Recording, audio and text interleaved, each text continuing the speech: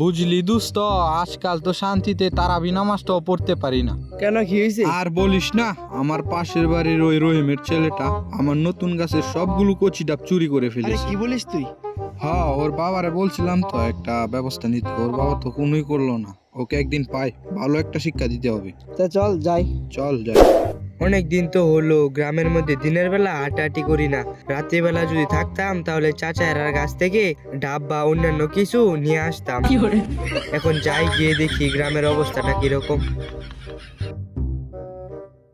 এটা কি রহিমের ছেলেটা না? হ্যাঁ, রহিমের ছেলেটা। হ্যাঁ রে, ধরতে হইব, আয়। আজ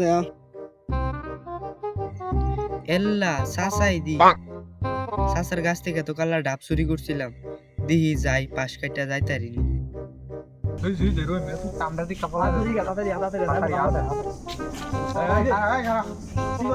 ডাব চুরি করছিলে লাইতে তারা বিনা আমাদের সময়। আমার কাছে সব ডাব চুরি করতো। কি কথা আমার লাগে?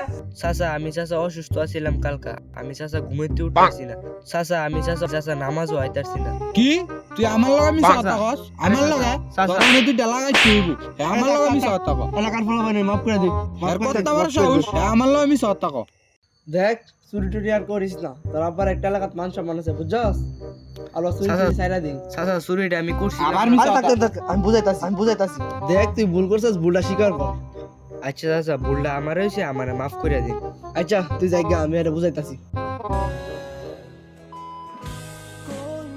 চাচা, যদি কোনো একদিন আপনার সাথে দেখা হয় তাহলে আমিও বুঝিয়ে দেব কত কষ্ট করে যে আপনার কাছ থেকে ডাব চুরি করেছিলাম আমি।